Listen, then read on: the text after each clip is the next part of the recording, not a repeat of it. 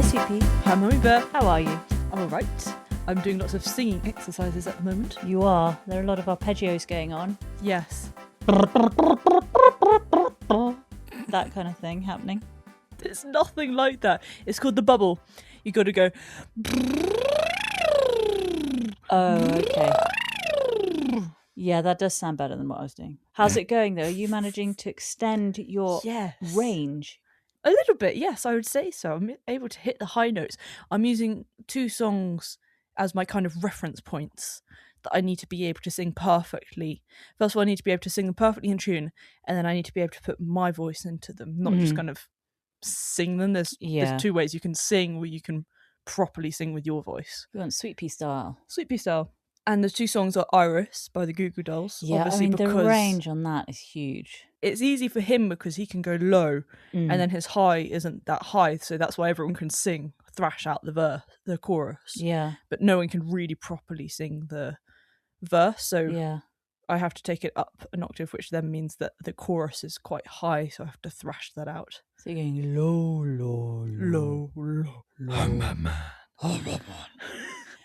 And then I've got another one, which is Angels Like You. I think it's called Angels Like You by Miley Cyrus. Mm-hmm. And that's an absolutely fantastic song. And she really thrashes it out. Yeah. And it really kind of strengthens your voice. You have to have a really round voice. Yeah. So that's what those are my depth. reference points. Another good one is ABBA songs. They've got a big range, haven't they? Yeah, I mean, gimme, Yeah. I'm mad. And also that song with Lady Gaga and Bradley Cooper. Oh, Shallow. Love that song. That's absolutely gorgeous. Yeah. Anyway, so I'm really working on stuff. I'm actually going to do some after this podcast. Didn't want to do it beforehand because wreck your voice. As much as I do at least a 20-minute warm up and warm down before I start singing them, my voice afterwards can still be quite crackly.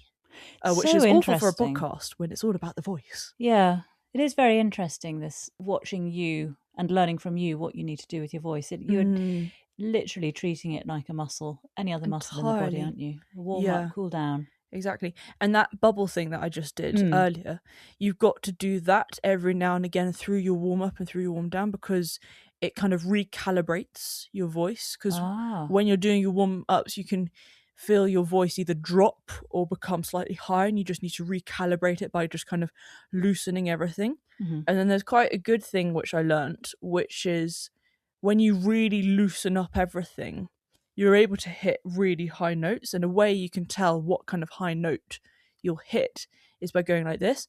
Whoop, whoop, whoop. Ooh, don't do like that too close to the mic. No, burst but eardrums. You can go really high. I haven't warmed up, so I can't go as high as usual. But that kind of shows you when you just kind of whoop, you go whoop. But that shows you kind of where your voice can naturally go without being all tense and stuff. Yeah. So I learnt that. That's quite cool. Very cool. Anyways, that's what I've been doing. You've been up to what? I've been trimming the garden. I deadheaded some of the roses and I hid in the tunnel of love for a bit because that's now so completely enclosed. That's with a chocolate vine, a jasmine and a honeysuckle. Yes. You're completely enclosed. It's so fragrant in there. It's amazing. And I carried my strimmer through. It's all very ungainly because it's just not a compact shape, but a 5'8" human with a strimmer hanging off her horizontally. Yeah. Anyway, but I got myself in there and I tucked myself in. I thought, this is where I could hide from everybody. Nobody would ever know. When the invasion happens, that's where we're hiding. Yes, but I have thought about this. If anyone ever tries to come and attack me, I run into the garden, get into the tunnel of love. You cannot find me because I know all the pathways out and you'll not figure it out. This is true. It's true. It's such a kind of forest, a jungle of beautiful plants. We are the only ones who can actually see the paths because the paths aren't visible anymore. Yeah. And it's absolutely fantastic. And apart from that, I had a very relaxed Sunday. I lay in the hammock, I read my book, I drank wine, and I ate almonds. Roasted a very with salt. nice Sunday evening. Yes, that was really, really nice. And you cooked an amazing Sunday lunch as well. Now, remember, we were going to try and make this short because we've got a lot going on over the summer. So I'm going to quickly give some housekeeping perfect, from my perspective. Yes. One was, and I'll put this into the subscriber updates, so if you have subscribed, you'll receive this in the email that you'll get notifying you of this podcast. But do you remember we talked last week or the week before last about Steve Williams, and I couldn't find anything about him? All they said was on the edge of Oxfordshire. And the reason I couldn't find anything about him is his name's actually Steve Williams, as in woo. Oh, Williams. Oh, interesting. And his place is in Headington in Oxford. And also you can visit it through the NGS. Oh, fantastic. So I've put a link on the website, and I'll link to that so you don't have to sort of delve around in the depths of all the other links. I'll put that on this week's. How did you figure that out? Williams, I wouldn't have thought that it was that. Yeah, I came across something. Oh, that's I can't remember what it was, but I thought, oh, you're joking. So, and then you had a bit of housekeeping as well, didn't you? Yes, I had an interesting bit of housekeeping about non-aromatic herbs. Yes, what are they? Tell me.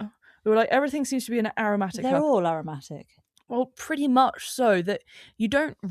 Well, first of all, I could not find anything online, so I had to resort to good old ChatGPT. And just ask what is going on here. Is there actually anything called a non-aromatic herb? It gave a very balanced view on things. It said obviously aromatic herbs, you think immediately of basil, mint, rosemary and thyme.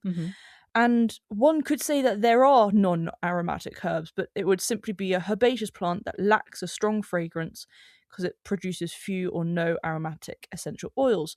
And it said like chives. Yeah, kind of like chives. It could be spinach, lettuce, Swiss chard.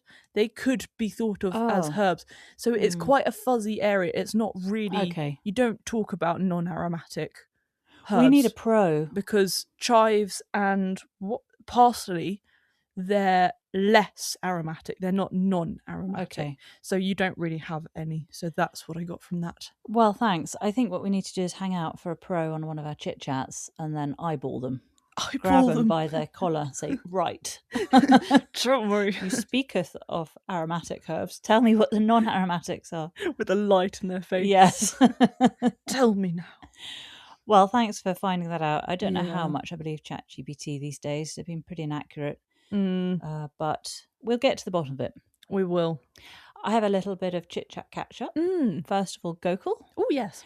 He contributed to an exhibition I think this weekend. It's being shown in Edinburgh and in Manchester, and it's being curated by the artist Kemar. I hope I say that right. He's a Sheffield-based abstract artist and a psychotherapist. Oh, cool. And what Gokul was contributing was a self-portrait of him holding one of his chickens, or his chicken called Precious. Oh, sweet. And he's written quite an interesting little account of what it's about. This is on his Instagram, I think it was, that I saw. I put a link to it, but one of the paragraphs that stood out for me, he said, it's all around immigration. And he said, when anti-immigration rhetoric grows louder, spaces like this remind us of the importance of empathy, understanding and human connection beyond political narratives. Yeah, very true. Very, very poignant at this precise moment. So I'll put details out there, but I love the self-portrait of Gokul. I love really that. Cool. So congratulations, Gokul. That's really brilliant. Very cool. And also the wonderful Farida, her ebook is available. Oh yes, it is. We talked about that only a week or so ago. We did, because she mentioned it was in the pipeline. And we also talked about it on our chit chat with her. It's this fermented grass method that she's using. So she's written an ebook, and what's more, she's very kindly offering our listeners a 20% discount on that ebook. Oh my gosh. So I've linked the ebook on our top picks page. It was going to go on our top picks anyway, regardless of discount, because she really has researched this thoroughly. She's quite incredible. About how she found out about it, what successes she's had with it, how she does it. Really, she doesn't hold back. She's very, very generous with her knowledge. Yeah, I love that about her. It's definitely a book worth getting. As I say, it's an ebook. So pop onto our website, you'll get the 20% discount. You'll see the code in there. Get the code. Guess what it is, Sweet Pea? Is it NJ8020? It's Sweet Pea. Is it Sweet Pea? Yeah. Oh, I love that. So thank you, Farida, for that, and congratulations on your book. I think you should write a book, like a proper book. Yeah, what do you call it these days? Like a hard copy. hard copy. Oh yes, a hard copy. A hard copy, yes. A hard copy book. And it should be a hardback, actually, because they're lovely. I can imagine her writing a beautiful hardback book. Well, like I say, she's so generous with her knowledge that I think it'd be really, really interesting. Yeah. With all her experiences of all her different methods, because she's always coming up with something or other. Absolutely.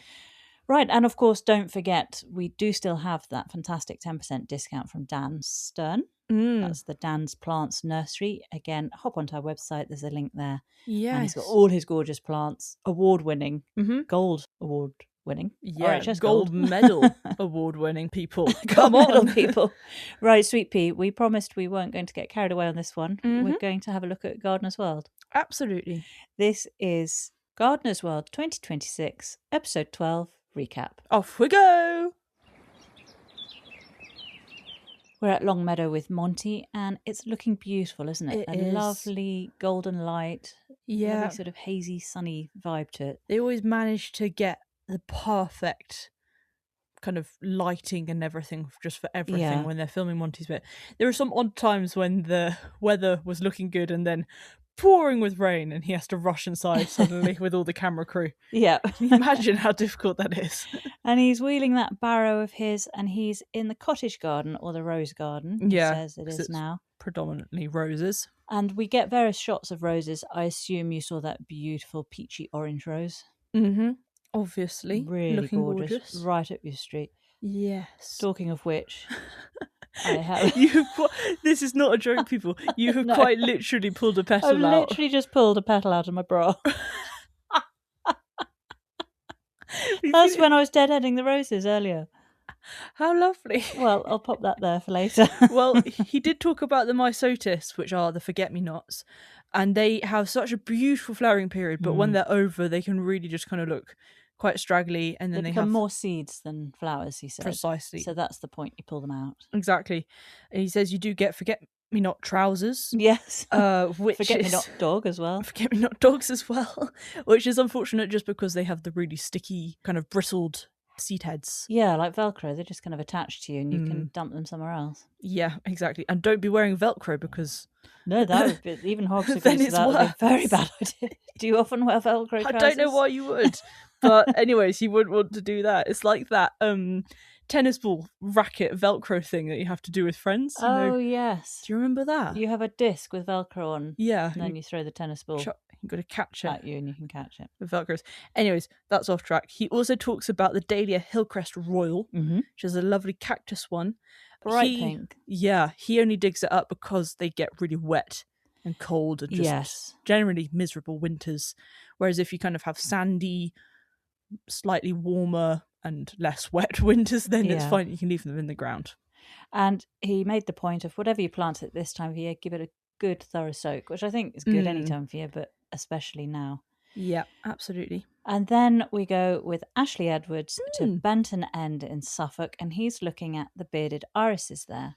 Yes, because it's a Cedric Morris garden. That's right. And it was a garden that Cedric Morris established back in 1939. It was the East Anglian School of Painting and Drawing. Yeah, so his students could take their easels out to the garden and paint. And he created the garden very much around the painting, so people could place themselves and then get pretty much 360 views of the plants. Yes, because you have paths running through all the beds, so you Exactly. can plonk your easel down wherever you want. You'll be surrounded by plants. As we say, Hobbs is a plonker because she She is always a plonker. plonks her bot everywhere. Just sits herself down and there she is. And what they said about Cedric Morris is that he was quite radical with his planting. It was very naturalistic and unstructured, which of course wasn't the norm back then. And we specifically look at his bearded irises. Yes. And these are sensational. They really are sensational. I couldn't get over how stunning every single one of his bearded irises were. So Ashley talks about how Cedric's garden was an inspiration for people, especially like Beth Chateau, who was a protégé of Cedric's. But when he died in 1982, the garden became completely lost. It was then gifted to the Garden Museum in 2021, and a restoration project took place with designer Sarah Price and then also head gardener James Horner at the helm. And James explained how the first thing he did really was wait when he took over the garden. Most important. Wait to see what was coming through, because obviously there was a lot that had been planted by Cedric. I can imagine. So he was waiting for these bulbs to come through, and they called them ghost bulbs, Cedric's ghosts. Cedric's ghosts. Because they were just waiting for all these beauties to pop up. Yeah, and I mean, some of them were very much ghostly-like. He had snowdrops, which can look like little ghosts. Yeah. Also Asphodelus albus, which does look kind of Camassia-like, but in a really kind of silvery, ghostly white colour. Yeah. So they truly were Cedric's ghosts. And then the Benton Irises. So yes, so these bad boys, we had some beautiful varieties. So we had Benton Susan. That was a kind of biscuity golden colour. Amazing. It did look like gold. It did. Did you recognise that one from a recent episode? Hobbs From absolutely did. This was only on episode 9 at Malvern. Rachel Detain pointed out in Megan Dodd's Blooming Border. It's kind of a centrepiece there. I remember that and remember thinking it was pure gold. It was like liquid gold was painted onto the petals. Quite incredible. But some of the romance fell away when you find out that Cedric named a lot of his or all of his irises after people or places, or we find out later animals. And he named this particular one after his solicitor's wife, which just seems such a dry name to come up with. Benton Olive. It just seems that was the Susan. Benton Susan, yeah. The olive one, though, wasn't that beautiful. That was gorgeous. That was named after Olive Morel. Yes, it was. Absolutely stunning. That was soft oranges that faded into lilacs. There were maroon stripes in it. There's so much that goes on in a Benton Iris. Then he had the Iris Benton Menace. Oh, I love that. Named after his cat called Menace. Yes, and that was a purple kind of... dark purples, wasn't it? Dark purple. Had some yellow. Yellow beard. Streaks of yellow. That also glowed gold. Yeah. And they also mentioned Iris Benton Deirdre. Yes.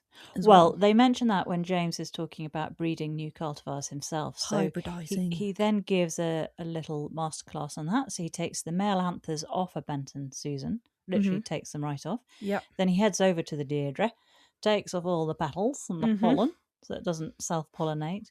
And then he brushes the pollen-laden anther of Susan onto the stigmatic lip of Deirdre. Yeah, it's a stigmatic lip, which is different from just a normal stigma. And apparently it'll take 3 years for the seed to build up a big enough rhizome to then produce a flower. So Ashley makes plans there and then to return back in 3 years' time.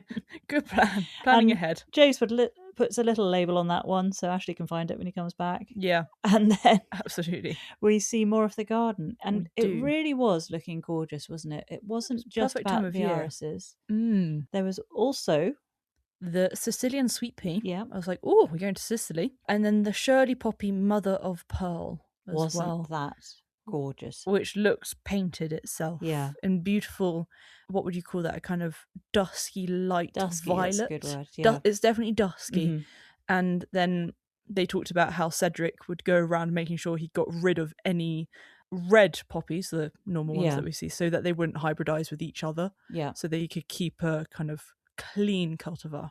Yes, and so that's what James is doing too. And then you mentioned earlier about the paths running through the beds for the artists, and James has honoured that as well. So he's keeping those paths meandering through so you can get your easel, set yourself up, get painting.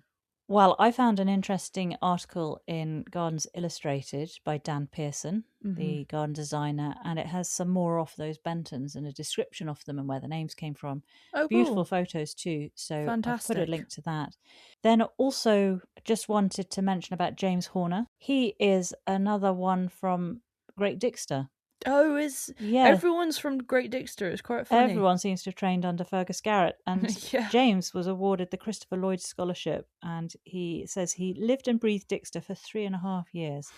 And in his bio on his website, he says he's been working in the garden since 2023, beginning to revive Benton End as a place of art and horticulture, learning and friendship.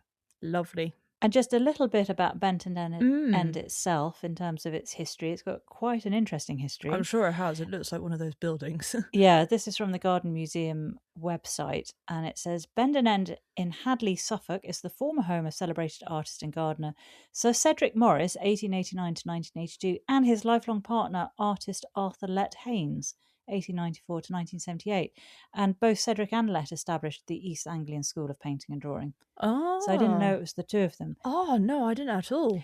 They created one of the most remarkable art schools of the period at a place outside the system. One of the first pupils was the 17-year-old Lucian Freud. Ooh, no, I know that name. The artists were often joined by friends such as Elizabeth David, Vita Saxville West, which we've heard Adley talk about a lot, Constance Spry, Benjamin Britten, and Peter Pears. Okie dokie, interesting. Well, Monty is admiring his Lonicera telmaniana, which is that beautiful honeysuckle, really golden, orangey yellow colour. He described it as incredible. egg yolk coloured. Oh, actually, far better. Well done, Monty. That's on his wall, isn't it? Yeah, he said how it wasn't looking so good, but it's climbing over the wall and it's absolutely going for it in flower this year. That was gorgeous. Really enjoying it, and I'm sure that smells incredible. He then shows us back in the veg garden area, his tomato gardener's delight, which he's planting outside. And he says that they need constant heat. So ideally, you don't want the nights really dropping down and the days skyrocketing. Otherwise, there's too much variation. Anyways, he's popping his outside. And as per usual, he's putting them in so that the soil comes up the stem about an inch because the roots come off from there. Yeah, to a deep hole, really, and to the bottom leaf at least. And in general, he also says about planting them closer together than you would otherwise. Because, you know, if you plant them far apart, you'll get loads of foliage, but not necessarily loads of fruit. Yeah, I didn't know that. No, it didn't even cross my mind. Mine are kind of about the same. They're all right. Yeah, I think they're fine. I did about the same as his. And then he uses those huge whopping stakes. Enormous stakes. Which he said look a bit over the top, but actually I do agree. They can really sag if you're using twine. They can sag if you haven't tightened the twine enough. I think also the point is he didn't have the structure, did he? Whereas we have got a frame already around that bed, so we've got somewhere we can tie the twine. But unlike in the greenhouse for him, he's got nowhere to put it. Exactly. And then, as per usual, like our mad dog Hobbs, Ned doesn't want to go in the shade. Standing in the heat, a hot dog. What's the saying? Madman and... Englishmen and mad dogs. No. Mad dogs and Englishmen. Mad dogs and Englishmen. Stay out in the midday sun. Exactly. Which our doggy does. And then he puts in the cos lettuce around it, doesn't he? To fill the gaps. Waters everything in thoroughly. Then we head over to Steve Bustin and John Williams and their garden in Brighton. They described themselves as John's head gardener, Steve's head of tomatoes. Yeah, and cool blimey was this so precisely made that it didn't look like there was a single thing out of place here.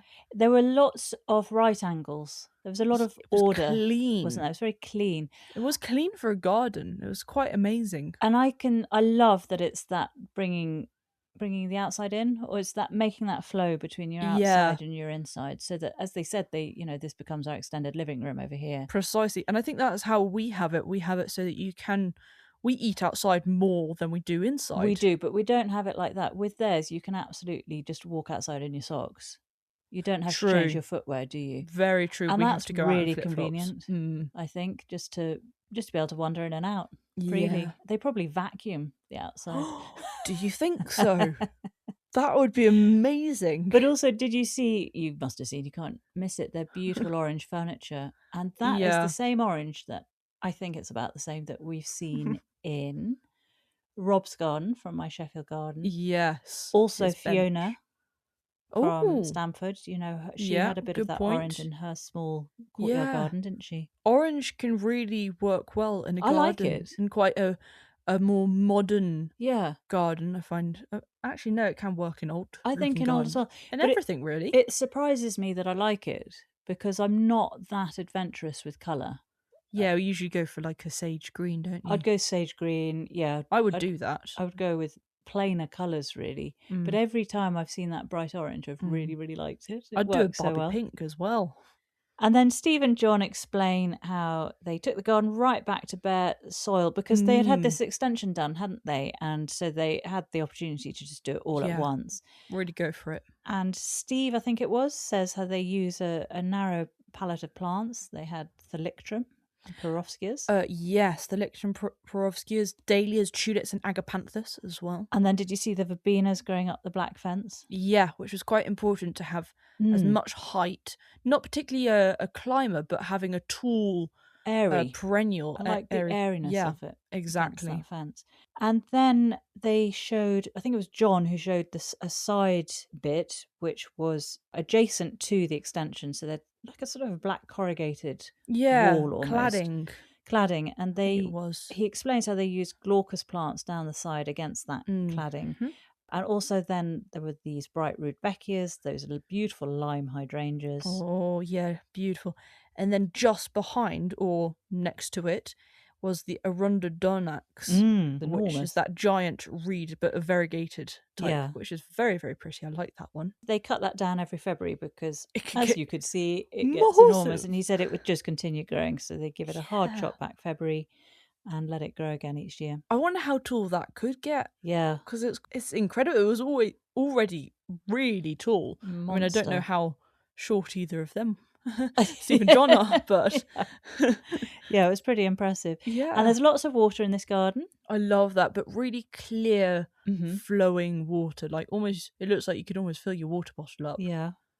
And there was a waterfall, and then there was a rill, and which kind of went round the garden a bit. Yeah, and they explained that that's kind of a privacy screen, so it provides that white noise so that they can't hear their neighbours, and also their neighbours hear less of them. I would like that. I do think that's a great idea to have in a town garden. If your neighbours are very close, nice to have that noise. Another thing, I guess, would also be grasses. You get that nice sound of grasses in the wind. That gives a white noise, doesn't it? Absolutely. Because the amount of times people will have their neighbours pinned up against the fence with a glass listening. Really? Does that happen regularly, sweetie? I'm sure it does. I'd be doing that if my neighbours were having an interesting conversation. Oh, you'd be slamming a glass up against the fence, King.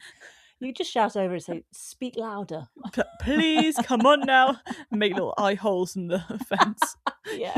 Just see my eyes darting around the place. And then they show a productive area. John's the cook, apparently. Steve's the grower. There's a greenhouse there. Yeah, great team. With some raised beds with all sorts of things in there. And they did say, goodness me, Hobbs, how it's important to grow what you like to eat. Which absolutely. It sounds like a no-brainer. However, we didn't grow the things we like to eat initially. We just grew lots of things we like the look of. Yeah. And then we never ate them.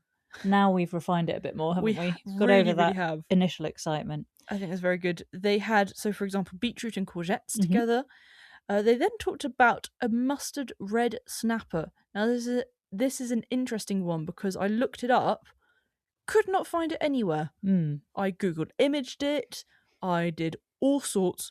Could not find it. I only found dishes for red snapper and recipes. Mustard. Yeah, absolutely. That's all I found. So I'm not sure what that is, but if we can get them on a chit chat, I would really like to ask them what that is. I've got lots of things I'd like to ask them. I know. So we should try and get them on.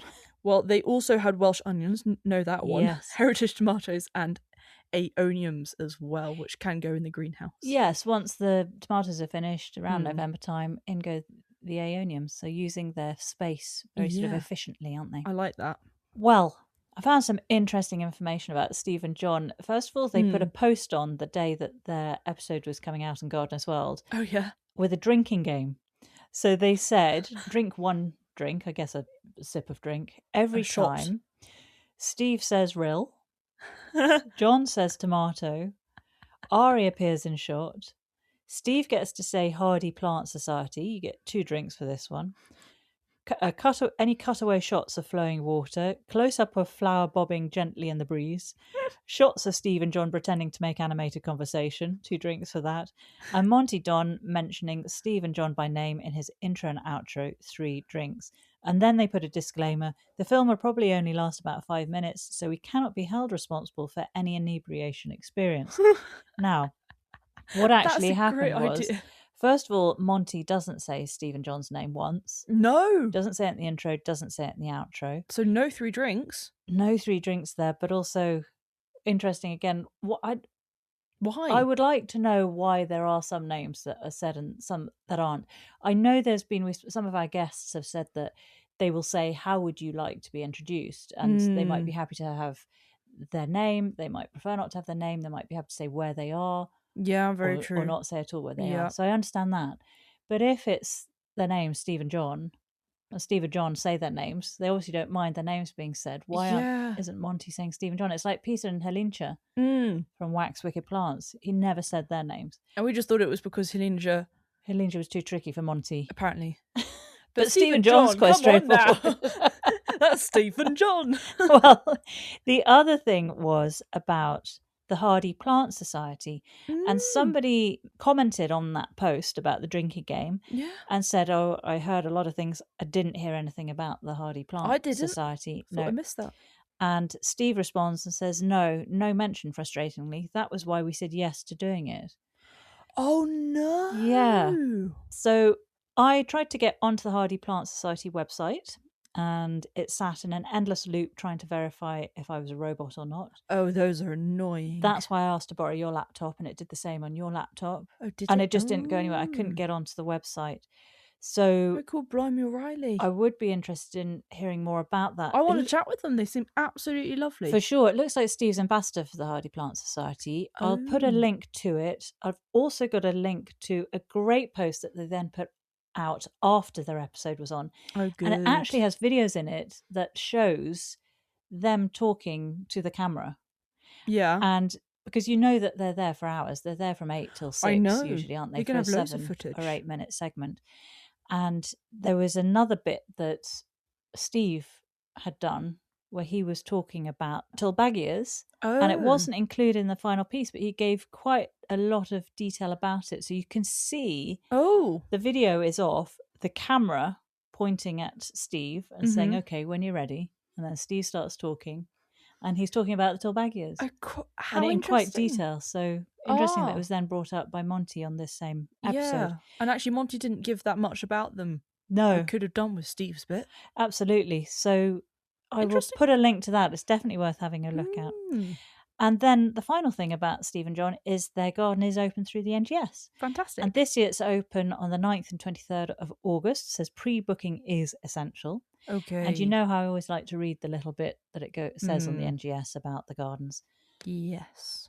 This compact city garden packs texture and colour into a small space. Designed 5 years ago around a bold extension, the garden includes sitting dining areas, an outdoor kitchen, which we didn't see. Ooh, I would have loved to see that. A rill and pond, a kitchen garden, and both sun-baked and shaded beds. It comes into its own in late summer with planting that includes grasses, dahlias, perennials, annuals, aeoniums, and climbers. Features in the garden include pieces of decorative metalwork rescued from Brighton's West Pier. Oh, cool. Glaucous planting to complement the black metal cladding on the house extension, and Spiky Corner, a collection of agaves and other large but sharp succulents. I like that. Well, when we're back with Mons, he's just showing us the 4 main pots that he has in the jewel garden, and he's just replacing them with a new display of plants, obviously in those jewel colours. So he has a ginger, the Hedychium densiflorum assum orange. Beautiful. Obviously orange. Yes. Then he has nasturtium, he has an orange one, and then also Empress of India, that's a red one. And then he has Cosmos Dazzler, and that's an incredible kind of more crimsony pink colour. Yeah. But he does say about the watering of them, and this is a really essential point. If you are potting up these pots, you've got to be prepared to be watering these things. Oh, and yeah. we know about this possible super El Nino occurring this year. I don't think this is the year really that you want to get too heavily into your pots, No, do you? You're going to have a nightmare. I don't think so. If you've got hosepipe bans. Ooh. But then we meet up with Sue Kent, and she's in Penarth looking at some open gardens there. Yeah, a whole load of them in, I think, the same area. That's right, yeah, all in Penarth. So you can kind of walk round all of them as if it's one big garden, which is quite nice. Yeah. So you have John and Judith. They've been there for 43 years. And before Judith was there, her great-grandmother lived there since 1912. And when they inherited it, it was just covered in brambles. But what's more, they lived below a cement works. So they would get all that alkaline dust coming in, making their garden entirely alkaline. I know. They learnt the hard way what plants they could or couldn't have in the garden. Yeah. And now it's getting less alkaline, isn't it? It's getting more is. neutral. She does like to have aces. She loves aces. She tried those. They didn't work so well in the early days, did they? But also, what's this camera work? This kind of interesting fling round the shoulder. It looked like a glam bot. I didn't. Coming round slow-mo and then to normal I speed. didn't even notice that. Did you not notice it? No. It was hilarious. They did it with, I think, pretty much all three of them. Oh, I'm going to have another look.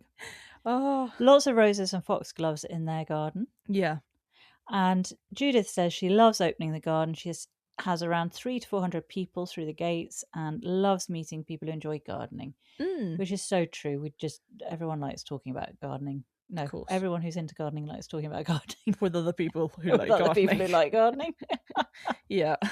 Right, then we go to Dean Mears' garden, and in this particular garden, it's raining. It's raining, but it's all not in anyone else's. But he created it thinking of the sunny weather of Corfu. But also, the tropics are rainy, so it seemed appropriate to me having a tropical garden in the rain. It did, and it looked beautiful, frankly. He had that beautiful Echium pinninana. Yes. Which we've seen before. And wasn't Sue trying to grow one so she can see it from her bath? Yes, precisely. But she isn't having much luck, but hopefully she has lots of luck this year. Well, Deed goes for it, doesn't he? He fleeces them. Oh, yeah. And he grows a whole load of them, so he's got backup plans, got a contingency plan, hasn't he? Exactly. And then as Sue was leaving, she then showed this two-tone burgundy and lime green oxalis with beautiful orange flowers, like core blimey. Pretty. I mean, like core blimey. Wasn't it pretty? I'd love to see how many times I've said core blimey through this podcast. That'd be a drinking game. That's a drinking game. Oh my gosh, you'd be an A&E for that drinking game. Core blimey. And then we go to Gary and Claire's garden. Not raining there again. Yeah, it's very lightened up. Steeply sloping, which Sue can relate to. And we can gosh. too. And Gary tackled it by digging up 50 tons of soil to create 3 different levels. And Sue mentions there's a prairie style planting level. There's I saw a lawn. Yeah. Seemed to be a grassy lawn. Lots of purple and silver planting, kind of purple blues. Grey slate running throughout. Yeah, exactly. So the planting just kind of works with that greyness. Would have liked to have seen more of that one, particularly, I guess, because I'm so kind of they all brushed about over slopes. It. I know. They did brush over it a bit. It's just too much trying to fit so many people into one segment, isn't it? It is true.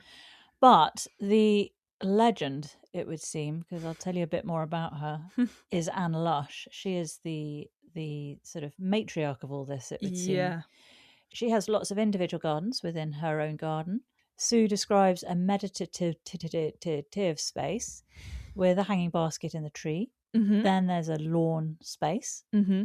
And Anne talks about how she set up this sort of community garden scheme. Yeah, this kind of garden scheme.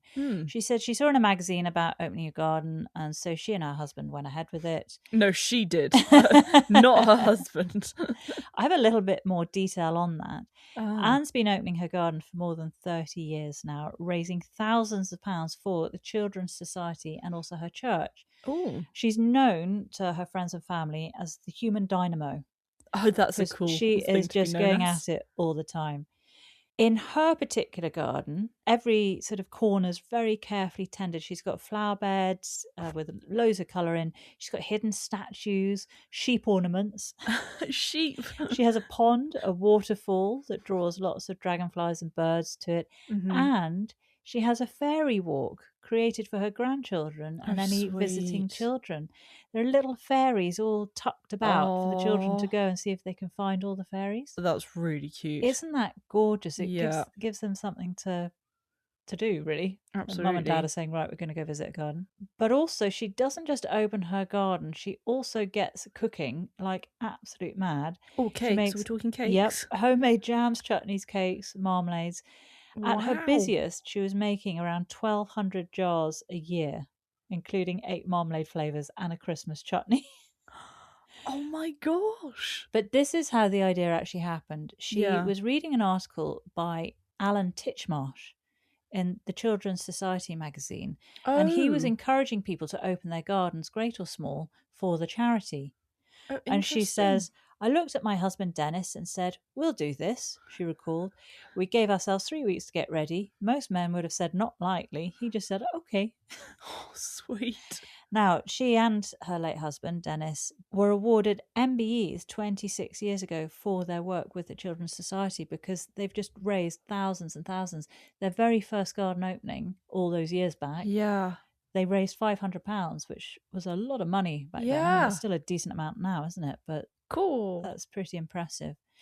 They later became honorary vice presidents of the charity, and Anne went on to serve on its main London fundraising committee. And something that's interesting about Anne and why she's so invested in the Children's Society charity is that she lost both her parents as a child and was raised by her widowed grandmother during the war. Wow. And also, the fact she's called a human dynamo is even more impressive when you understand that as an adult, she's had 28 operations and been in hospital 41 times, including a broken hip and spinal damage in a fall 3 years ago. Oof. And yet she's still carrying on with this. She said, Gosh. "I never stopped, but after what my gran did for us, I always said that if I ever had a home of my own, everyone would be welcome, and that if I could help another child, I would. This house and garden have let me do that." That's absolutely gorgeous. I love that little story. Well, we're back with Monty. He's looking at another one of his plants. Another one that's taking over the garden. Yeah, and he's awing at it. He's just like, oh my gosh, it's so beautiful. Yes. It is the Rosa Climbing Cecile Brunner. Yes. It goes everywhere. And climber, not a rambler. Climber, not a rambler, which is important. But at the same time, he says, but who cares, right? So, well, at this time of year, it doesn't really matter, does it? It doesn't matter because they're just beautiful. It's only really when you're pruning. So he says the climbing roses flower on new growth, and if you look at a stem, you can see all the flowers come off side shoots and lead to 1, 2, 3 flowers. Yeah. And then your rambling roses produce on previous year's growth in sprays of buds. Yeah, all at the top, all bunched together. Yeah. Which is lovely, but they give a very different vibe. Yeah, I think. they do, don't they? And then he does talk about the Tulbagia, which you talked about earlier. He has the Fairy Star one, that's the Society garlic. Very pretty, lilac-y purple. Yeah, seems an easy plant as well. Yeah, very easy. And so he's popping that in and he says it doesn't look like much now. It will look amazing later. Yeah. And then we go to Paul Randall in his tropical garden. So another one. Exotics and tropicals. And he was inspired by Cyprus this time. Yes. And the huge agaves that he saw out there. Absolutely. So, of course, he has whopping huge agaves and aeoniums in there, which we'll talk about later. Yes. He then also talks about how most people go for Trachycarpus fortunei, which is very hardy. You see it in a garden centre. Most people whack that in the garden. But he prefers the Trachycarpus wagnerianus, which is just as hardy, but is a little more compact, a little less haphazard. Yeah, so better for a smaller garden. Better for a smaller garden. And he says how he's, very lucky with the aspect of his place. It's large and long and south-facing, and that works very well for his succulents. Exactly. I think it's in the long border that he talks about these next few plants, which are the Echeveria pink edge. Oh, yes. Very cute. Literally has a pink edge. Mm-hmm. Then the Dedosperma corpori. Or ice plant. And we've had this. Our neighbours first gave this to us when we were creating our garden.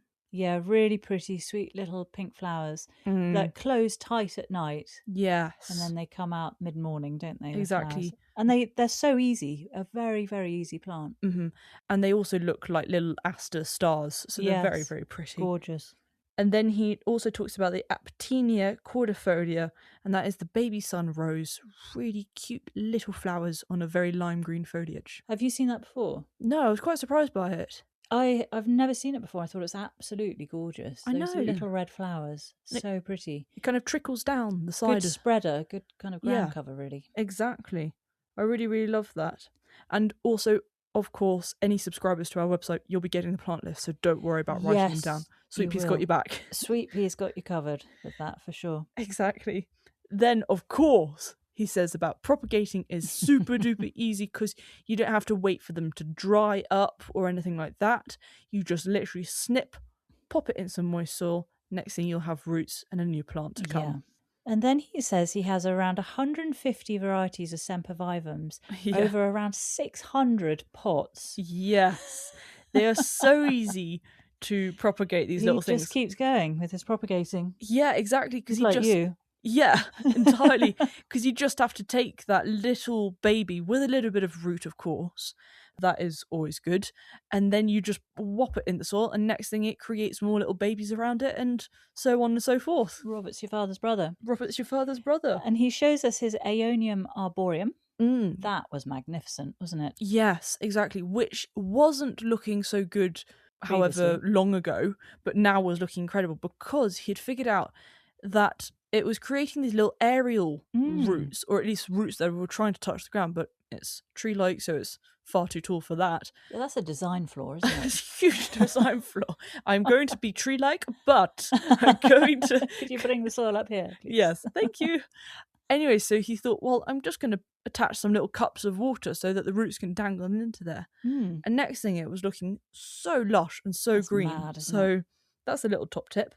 And then finally, he talked about some prickly pears, which he said were quite difficult, but he found the perfect sunny south-facing spot, and they were looking great.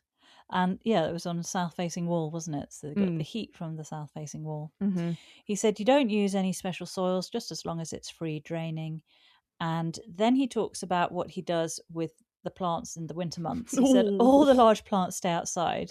Yes. And he covers all his agaves. And then you see it looks crazy. It looks completely mad. All these great big sort of chunky ghosts around the garden covered in fleece. Candy floss. And that's not all. He then also puts in some little heaters. 100-watt heaters. That he puts down and heats all the plants from underneath.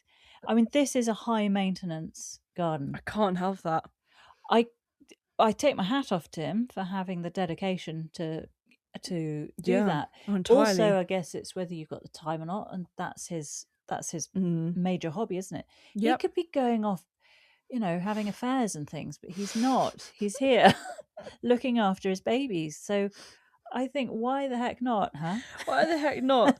And then I'm so happy that he talked about it at the end, because this is one of my favourite new plants, because I saw this when we were going around some gardens.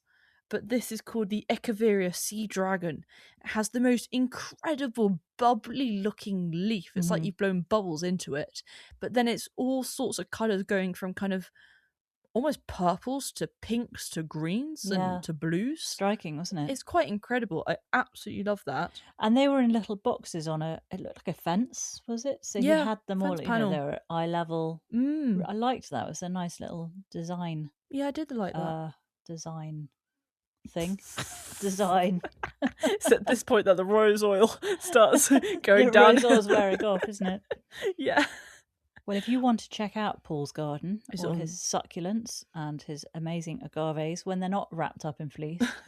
I imagine it's not a garden you sit out in the winter on a warm winter's day. No, I wouldn't enjoy that much. I think it basically just gets put away for the winter, doesn't it? Yeah, and all the plants and the borders get taken out as well. All the little ones. So you got to remember. Well, it's bonkers, isn't it? But good on you, Paul. Basically what it means is you've got much more patience than I have. Possibly a bit more time than I have. Anyway, I think unfortunately most people have more patience than me and you. I think and especially you. I feel like I'm really giving Paul a hard time, but I am impressed.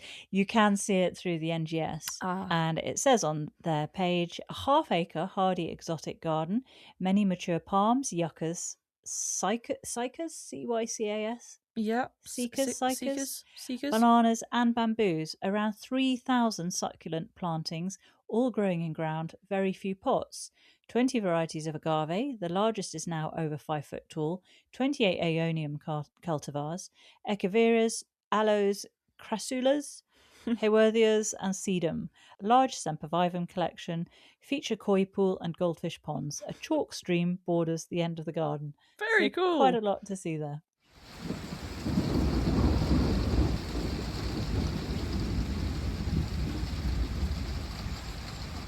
Well, at the end, Monty is just showing us quickly how to take softwood cuttings from rosemary, which obviously can die quicker, but they also take root much more easily. So they're very easy to do. So he does a good old gritty compost mix, strips off all the leaves from his softwood cuttings, puts them in right in the corners because apparently they don't dry out so much there. Next to the plastic. Which I thought was the opposite. I thought it's when things are on the edge that they dry out. It's because it's plastic, so the plastic isn't, if you wore plastic and you sweated, the sweat stay. I don't want to think help of you that. Understand? I mean, that's a fantastic way. Actually, when you have to wear one of those, breathe, does it? Yeah, one of those raincoats. Yes, exactly. Which are literally plastic. Yeah. And you're just sweating inside. Absolutely. There you go. See, it was a pretty useful analogy. Perfect. Thank you. Did you also catch how you tell the difference between a softwood and hardwood cutting? One's green, one's brown. If you can bend it in half and it doesn't break, it's softwood. Yes, that was it. It's very easy to do, but the important thing is to be quick because they're very, very vulnerable when they're softwood. Exactly. And then we go to jobs for the weekend. So we have cut back bolting chard. Yes. Sow nasturtiums. Missed your tree ferns. Don't have them, so don't need to. And then there's a gorgeous bit at the end with Monty and Ned having a little love-in. I mean, Ned is so like Hobbs in personality. Because Hobbs needs those moments. Just a quick moment. And she also smushes her nose in. Oh, she like really Ned did, does. So she can barely breathe. It's quite incredible. And like even just before we started the podcast, Hobbs had to come into my corner and I'm wedged into a corner. She needs to be right in your personal space. Yeah, she was on my feet pretty much. Yeah. And it's warm, so I don't need that. Now she's been lying near me, emitting all sorts of smells, which have made it very hard to record this week. She does fart, which is Anyway, Monty shows a big pile of behind-the-scenes spent potting soil. Yeah, which just stays there and then composts itself, so it rejuvenates. So, Sweet Pea, your favourite plant? It was the Echeveria sea dragon. Right. It was too beautiful for words. Absolutely loved it. I struggled this episode because there were too many things that I really liked. I liked the nasturtiums that Monty was putting in his pot. Oh, yes. I loved Paul Randall's Aptenias, those little red flowers. I really loved Dean Mears' two-tone oxalis. But I think what trumped them all, I feel like I'm too obvious with this, but it was the bearded irises. Yeah, thought you were going to say that. But they were just like a box of yeah, colourful candy, weren't they? They were so stunning. But it's too beautiful for words, so yeah. There you go. They were actually a plant that Tom Hoblin, the garden designer, chose for one of his ornamentals for his dream garden in our chit chats. That rings a bell. Right, what was your top takeaway? Don't care about whether they're climbing roses or rambling roses. Which I love. He didn't really say that though, Sweet Pea. He just said at this time of year you don't have to worry too much about that because they all just look beautiful. No, he said the word you don't really care at this time of year. Well, okay, then you need to qualify it by saying at this time of year. No, I cut that bit out. Pruning, you edit that bit for me. you don't care is all I heard from Monty. I don't want you just going hacking back. I don't care if it's a rambler or a climber. I'm just like fake Fox News. I'm going to cut out the bits I don't want and just listen to the bits I want to hear. So there we go. That's what I'm doing. Very good. What's yours? Well, mine is from Stephen John's garden. I love the idea of the white noise. Having that water flowing. I think we need to get a whole load of mega fountains into our ponds.